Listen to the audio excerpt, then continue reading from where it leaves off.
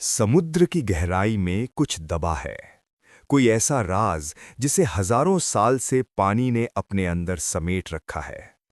प्लेटो ने लिखी थी अटलांटिस की कहानी, एक पूरा महाद्वीप जो समंदर में डूब गया। लेकिन क्या आपको पता है, वो कहानी भारत से सैकड़ों गुना बड़ी और डरावनी हो सकती है।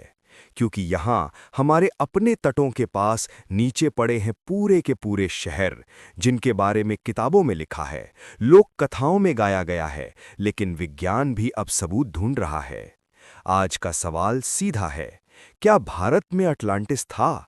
और अगर हाँ, तो वो कहाँ है, कैसे डूबा और उसमें ऐसा क्या था जो दुनिया भूल गई? चलिए गोताखोरी करते हैं सच की गहराइयों में।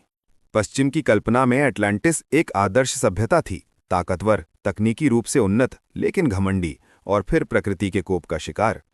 पर भारत के पास एक नहीं, कई अटलांटिस हैं, और ये सिर्फ कल्पना नहीं, ये इतिहास, पुराण और अब समुद्री पुरातत्व के टुकड़े हैं। पहला नाम कुमारी कंदम, तमिल साहित्य में वर्णित एक विशाल महाद्वीप जो हिंद महासागर में डूब गया। दूसरा द्वारका, कृष्ण का शहर जो समुद्र में समा गया। तीसरा पुम्पुहार, एक प्राचीन बंदरगाह शहर जो सुनामी में खो गया। ये कोई अलग अलग कहानियां नहीं, ये एक ही बड़े भूगर्भीय सच के हिस्से हैं। तमिल साहित्य हजारों साल पुराना है और उसमें बार बार आता है कुमारी कंडम, भूमि का एक टुकड़ा जो भारत और मेडागास्कर के बीच फैला था। कहा जाता है वहां 3 राजवंश राज करते थे, विद्वान, कवि और विशाल बंदरगाह थे। लेकिन फिर समुद्र ने निगल लिया। क्या ये सिर्फ कवियों की कल्पना है? नहीं, विज्ञान कहता है लगभग 14,500 साल पहले पिछले हिमयुग के बाद बर्फ पिघली, समुद्र का जल स्तर 100 मीटर से ज्यादा बढ़ा। क्या तब पानी में डूबे कुमारी कंडम जैसे इलाके? बिल्कुल। तमिलनाडु के पुदुक्कल और कोरकाई जैसे स्थानों पर मिले समुद्र के अंदर बने पत्थरों के ढांचे, पुराने घाक और मिट्टी के बर्तन, ये सब बताते हैं कि यहाँ समुद्र से पहले जमीन थी। ये भारत का पहला अटलांटिस है। अब आता है सबसे प्रमाणिक केस, द्वारका। महाभारत में लिखा है कृष्ण के स्वर्गवास के बाद द्वारका समुद्र में डूब गया। कहानी या सच? 1983 में समुद्र तल से मिले पत्थरों के ढांचे, मोती, मूर्तियां और नावों के अवशेष, ये सब गुजरात के आधुनिक द्वारका के तट से मिले। रेडियो कार्बन डेटिंग ने बताया ये ढांचे लगभग 2000-3000 साल पुराने हैं, यानी महाभारत काल के आसपास।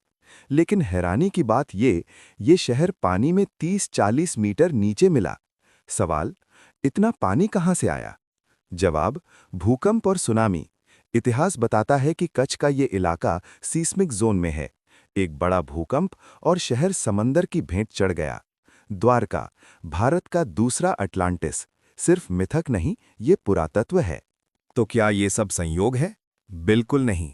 नासा के सैटेलाइट डेटा और समुद्री भूविज्ञान की स्टडीज बताती हैं कि हिंद महासागर का तल कई जगहों पर पुरानी नदियों, पहाड़ों और मानव बस्तियों के निशान छुपाए हुए हैं। खंभात की खाड़ी, गुजरात में मिले 9000 साल पुराने मानव बस्ती के चिन्ह दुनिया को चौंका चुके हैं।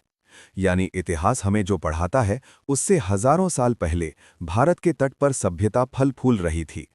और फिर समुद्र ने सब कुछ लील लिया। ये भारत की ग्रेट फ्लड की कहानी है। शायद यही वो बाढ़ थी जिसकी यादें दुनिया की हर प्राचीन सभ्यता, मेसोपोटामिया, यूनान, भारत में किसी न किसी रूप में बची हैं। इस सब का मतलब क्या है? इसका मतलब है कि हमारा इतिहास हमें स्कूल की किताबों से कहीं ज्यादा पुराना और गहरा है। हम एक ऐसी सभ्यता के वारिस हैं जो समुद्र तल में दफन है। हमें अपने लोक साहित्य, मिथकों और पुराणों को हल्के में नहीं लेना चाहिए, क्योंकि वो सिर्फ कहानियां नहीं बल्कि एनकोडेड हिस्ट्री हैं। और सबसे बड़ी बात, अगर हमारे पूर्वज इतनी बड़ी प्राकृतिक तबाही से बचकर दोबारा सभ्यता बना सके, तो आज की जलवायु चुनौतियों से हम क्यों नहीं लड़ सकते? ये कहानी सिर्फ अतीत की नहीं, भविष्य के लिए सबक भी है। तो क्या भारत में अटलांटिस था? शब्दों में नहीं, लेकिन अवधारणा में हाँ। हमारे पास कुमारी कंदम था, द्वारिका था, पुम्पुहार था, और शायद अभी और भी कई शहर समुद्र की गहराई में सो रहे हैं। रहस्य पूरी तरह सुलझा नहीं है, क्योंकि हिंद महासागर का सिर्फ 5% हिस्सा ही अब तक एक्सप्लोर किया गया है। 95% अभी भी रहस्यों से भरा पड़ा है।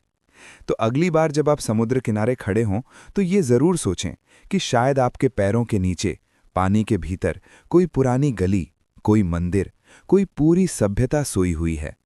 इतिहास किताबों में नहीं, समंदर की लहरों के नीचे दफन है और हम उसे ढूंढ रहे हैं। अगर आपको वीडियो पसंद आया तो चैनल को सब्सक्राइब करें और बेल आइकन ऑन कर दें।